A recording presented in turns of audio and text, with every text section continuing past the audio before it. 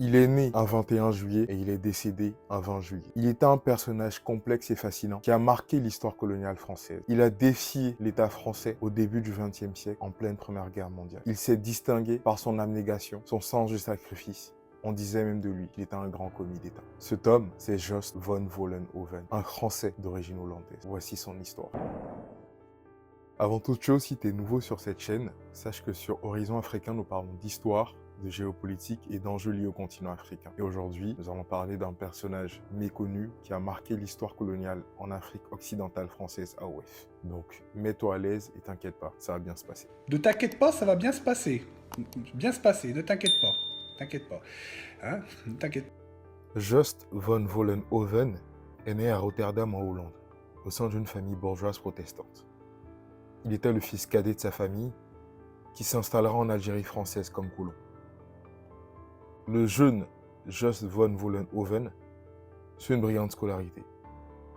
Il réalisera une thèse de droit à la faculté d'Alger qu'il soutiendra en 1903. Le tout en ayant effectué parallèlement son service militaire au sein des régiments de Zouaves, puis une scolarité au sein de l'école coloniale, dont il est sorti major la même année, en 1903. Il sera même nommé professeur au sein de cette école en 1905. On peut clairement dire que c'est un bourgeois qui ne se tournait pas les pouces. Entre 1905 et 1917, il alterne entre administration coloniale et poste d'officier militaire, bien souvent au sein d'unités d'indigènes. Il travaillera autant en Afrique qu'en Asie, ce qui renforcera sa culture de terrain, en plus de celle qui lui a permis de finir brillamment major de l'école coloniale. Il sera notamment marqué par son passage en tant qu'officier au sein du régiment d'infanterie coloniale du Maroc, au sein duquel il s'épanouira en tant qu'officier. Le jeune et brillant officier se démarque par ses actions et ses prises de position tout au long de sa carrière. En 1917, à 38 ans, il est nommé gouverneur général de l'Afrique occidentale française et prend ses fonctions le 3 juin 1917 à Dakar. C'est cette année-là que sa carrière prendra un tournant. Sur son bureau à Dakar, atterrit un rapport sujet à controverse, le rapport de l'inspecteur général Picanon, qui révèle notamment les souffrances causées par les recrutements d'Africains dans l'armée pour se battre sur le front européen durant cette Première Guerre mondiale intense.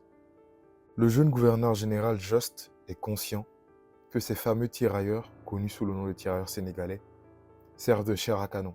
Il a lui-même servi au sein d'un régiment de Zouaves et est conscient du rôle incarné par ces troupes au sein de l'armée française. En fait, ce rapport Picanon renforce le constat que Jost s'était lui-même fait en arrivant sur son poste. Le recrutement forcé, c'est souvent source de révolte et d'exode au sein des populations de l'Afrique occidentale française. Dès juillet 1917, il émet un avis défavorable sur le principe d'un nouveau recrutement demandé par le ministre des Colonies, André Maginot, en ces termes. Les opérations de recrutement qui ont eu lieu de 1914 à 1917 en AOF ont été excessives dans leurs résultats comme dans leurs méthodes. Aucun nouveau recrutement n'est possible tant que la colonie ne sera pas complètement en main et que la population n'aura pas repris une suffisante confiance en nous pour ne plus redouter les abus du récent passé. Suite à un remaniement en France, André Maginot laisse la place à René Besnard à la tête du ministère des Colonies. Auprès de ce nouveau ministre, le gouverneur général de l'AOF, Jost van Vollenhoven, insistera de plus belle. Je vous supplie, monsieur le ministre, de ne pas donner l'ordre de procéder à de nouveaux recrutements de troupes noires. Vous mettriez ce pays à feu et à sang. Vous le ruineriez complètement, et ce, sans aucun résultat. Nous sommes allés non seulement au-delà de ce qui était sage, mais au-delà de ce qu'il était possible de demander à ce pays. Pour mettre dans le contexte, quand il parlait de ce pays, il parlait de l'Afrique occidentale française dans son ensemble, donc de l'ensemble des colonies qui constituaient ce grand ensemble qu'il dirigeait, que ce soit le Sénégal, la Haute-Volta, la Côte d'Ivoire, la Guinée, et j'en passe. Donc, Jost van Vollenhoven prouve par A plus B qu'un recrutement supplémentaire d'indigènes ne serait que contre-productif, en s'appuyant sur les rapports de son administration, en s'appuyant sur l'avis de l'ethnologue Maurice Delafosse, qui est aussi, qui sera par la suite un administrateur colonial aussi, gouverneur général par intérim de l'AOF, et sur d'autres personnalités qui vont lui dire et qui lui permettront de faire remonter l'information que recruter des indigènes, c'est contre-productif. Donc, c'est logique qu'en ce début d'année 1918, Jos van Vollenhoven démissionne de son poste de gouverneur général et décide de retourner au front avec le grade de capitaine à la tête au sein du RCIM, du régiment de Marocains au sein duquel il était, afin de combattre durant la Première Guerre mondiale. Mais ce n'est pas fini parce qu'à Paris, c'est toujours chaud. Et il y a même un ministre qui va défendre Jos van Vollenhoven en Conseil des ministres. Ce sera le ministre Albert Lebrun qui va justement dire qu'il fallait écouter Jos van Vollenhoven, qui est un brillant administrateur. On le rappelle, il arrive à la tête de l'AOF à seulement 38 ans. Il était major de promo de l'école coloniale. Il a fait une thèse de droit à l'université d'Alger. Il a été aussi officier au sein d'un régiment d'indigènes marocains. C'est vraiment le summum de ce qui pourrait se faire en termes de commis d'État. Mais bon, il est désavoué et il se retrouve au front en 1918 en tant que simple soldat. Et malheureusement, au front, il va se prendre une balle de mitrailleuse dans la tête et sera évacué à l'arrière. Et à l'arrière, malheureusement, les soins ne permettront pas de le sauver. Et il décédera un 21 juillet. Lui qui est né en 22 juillet 1877, il décédera le 21 juillet 1918. Que peut-on retenir de Jos van Vollenhoven à ce stade? Parce que oui, on a expliqué que il s'est opposé à l'exécutif français, il a demandé de ne pas recruter des indigènes. Mais il n'a pas fait que ça, parce que je vous ai expliqué que c'était aussi un intellectuel qui a fait une thèse de droit et il a rédigé d'autres ouvrages aussi. Et Jos van Vollenhoven, pour résumer sans penser si vous voulez, c'était des idées novatrices. Il voulait notamment que l'administration directe française se consacre à intégrer un peu plus les indigènes, notamment en s'appuyant sur les structures sociales déjà existantes, comme les chefferies traditionnelles, les royaumes qui existaient avant l'arrivée des colons, mais aussi en ayant une plus grande considération de la dignité humaine à l'égard des indigènes et aussi des droits humains. Ces idées novatrices, notamment, vont lui survivre, parce que bien qu'il décédera durant la Première Guerre mondiale, Jos van Vollenhoven, que ses camarades de l'école coloniale appelaient affectueusement Volo, va influencer par la suite l'administration coloniale de l'AOF dans son ensemble, pour ne même pas dire l'AEF, voire même les Outre-mer. À titre d'exemple, il a fait la promotion d'une politique d'association avec les chefs traditionnels au sein de l'AOF, quand il était en poste. Et cela se traduira notamment, par exemple, en Haute-Volta, aujourd'hui Burkina Faso, par la création d'un conseil de notables par le gouverneur de la nouvelle colonie qui s'appelait Édouard Elling. Donc on voit bien que décédé, ces idées ont continué d'infuser, certes de façon mineure, au sein de l'appareil colonial, mais qu'il a eu le courage d'assumer ses idées et qu'il est décédé en ayant assumé ses idées.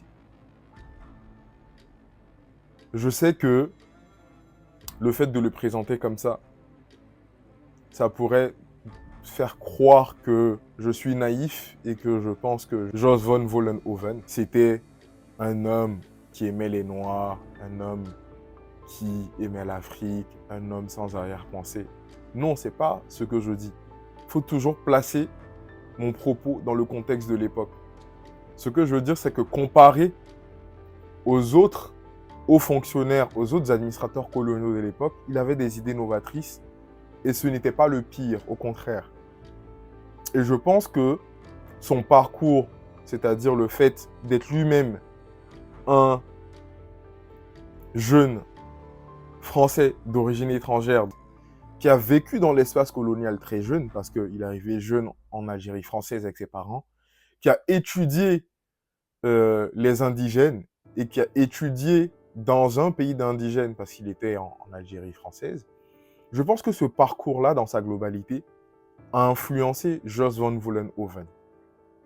Et c'est le fruit de son parcours-là qui fait qu'il était ce qu'il était, un administrateur colonial de génie, un officier militaire de génie, qui aujourd'hui a marqué de son empreinte l'histoire coloniale française.